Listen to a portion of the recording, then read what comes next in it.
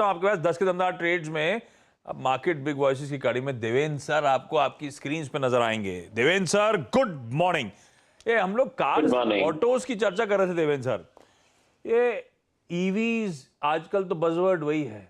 ये आपने भी अपनी पर्सनल फ्लीट में ईवीज का इंक्लूजन शुरू करा है क्या, और साथ में पोर्टफोलियो में भी ऐसा कुछ ईवीज का तड़का रखा है क्या? Good morning Ashish. Good morning sir.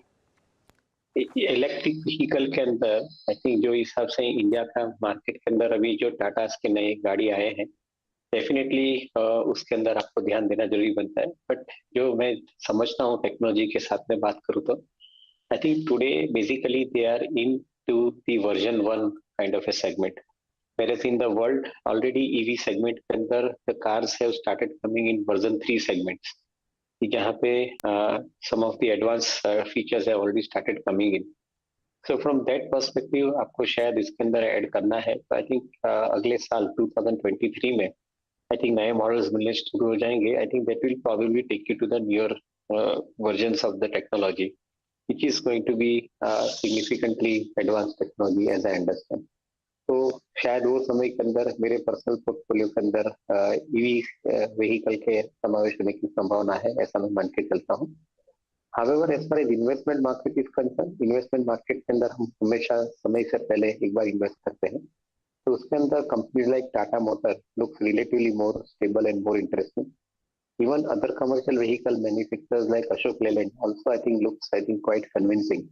क्योंकि कमर्शियल व्हीकल सेगमेंट के अंदर मेरा ऐसा मानना है कि I think the payback period for the customer is very very fast. I think if he is getting into the EV segment, तो सबसे पहले वहां जाने की चेष्टा करेगा। पैसेंजर व्हीकल सेगमेंट के अंदर I think Tata Motors definitely once again leads the show, but I think there are new models that are coming in and those models would be I think quite interesting position in 2023। तो उसके ऊपर भी आपको ध्यान देना जरूरी बनता है। ओवरऑल आई थिंक आप देखिए ऑटोमोबाइल क्षेत्र के अंदर एक तरफ पैसेंजर व्हीकल के अंदर डिमांड अच्छी है, दूसरी तरफ कमर्शियल व्हीकल के अंदर डिमांड अच्छी है, और फार्म इक्विपमेंट्स के अंदर अच्छे मॉनसून के बाद डिमांड उभर के आ रही है। तो मैं ऐसा समझता हूँ now the two wheelers have also started I think picking up because the rural economy has started bouncing back. तो मेरा ऐसा मानना है कि all these areas put together we are likely to see I think relatively better traction अगले 6 महीने के अंदर इन दी ऑटो सेगमेंट। और ऑटो के साथ में जुड़ा हुआ जो सेगमेंट है वो सेगमेंट है ऑटोमोबाइल एंसिलरी का और ऑटो फाइनेंस सेगमेंट जो NBFC and banks I think are operating. ये सेगमेंट को भी आपको ध्यान में देना है। वहां पे हम समझते हैं कि करीबन 20% के ऊपर का ग्रोथ आ सकता है अगले समय के अंदर। तो अगले 2-3 साल का व्यू लेके चलते हैं तो commercial vehicle first, then the passenger vehicle, and then the two-wheeler. I think in that order, one would probably, I think, go for the auto company selection in the portfolio.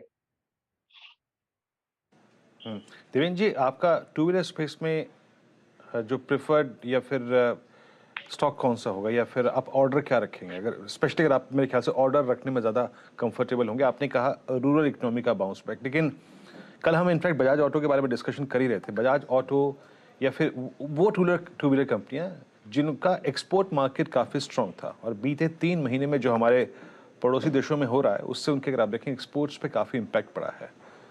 आपको लगता है कि ये बहुत शॉर्ट लिव्ड है, या फिर इसका इम्पैक्ट पड़ेगा कुछ अर्निंग्स पे? टू व्हीलर्स में आपका ऑर्डर क्या रहेगा, picking order? So in a normal situation, I think company like Bajaj Auto remains I think absolutely convincing, क्योंकि शायद कोई एक मार्केट के अंदर इम्पैक्ट आते तो दूसरे मार्केट के अंदर आप टेक ओवर कर लेते हो, क्योंकि they are exporting into more than 70 countries of the world. So to a greater extent, I think this is a good possibility कि वहाँ पे आप अपना एक्सपोर्ट का मार्केट अलग जगह पे शिफ्ट कर सकते हो। However, in the near term, I think the impact cannot be ruled out. Sri Lanka के अंदर जो परिस्थिति है उसकी इम्पैक्ट आप रूल आउट नहीं कर सकते हो। Similarly, I think in the other regions of the world, particularly I think in the European markets, markets like Italy, I think where I think the situation is becoming slightly more precarious at this point of time as far as I think economic growth is concerned. तो शायद वहाँ पे थोड़ा cloud रह सकता है। Of course, I think we'll have to see how exactly the company meets these kind of challenges. Overall, India market के अंदर companies like Bajaj Auto would definitely have better position, largely because of the fact that I think the models above 125cc with the better roads, I think definitely are in good demand. So from that perspective, Bajaj Lotto शायद I think better choice हो सकता है. But pure focus domestic market आप खाली देखना चाहो, and I think pocket wise distribute कर दो, तो southern pocket के अंदर TVS and otherwise I think Hero would be the choice which one would like to see as far as I think the two wheeler per se is concerned. But जैसे मैंने बताया, मेरा ज्यादातर preference as of now I think commercial vehicle पर रहेगा, followed by passenger vehicle and then two wheeler. ऐसा मेरा view रहेगा इस सेक्टर के अंदर.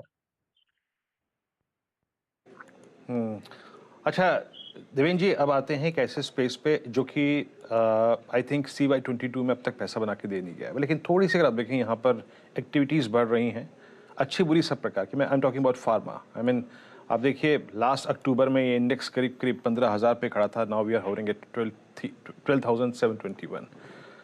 फार्मा में आई मीन कुछ इश्यूज भी हैं. एक तो US FDAs के अगर आप देखें कंसर्न्स फिर से अगर आप देखें रोज़ बरोज़ आ रहे हैं. बट स्टिल अगर मैं सिर्फ अर्निंग्स के मद्देनज़र बात करूं तो इस बार की अर्निंग सीजन में सिप्ला बहुत स्ट्रॉन्ग नंबर्स देखे गया था. सर, फार्मा में आपका इंटरेस्ट इस वक्त किन किन स्टॉक्स में है? पिकिंग ऑर्डर क्या है आपका?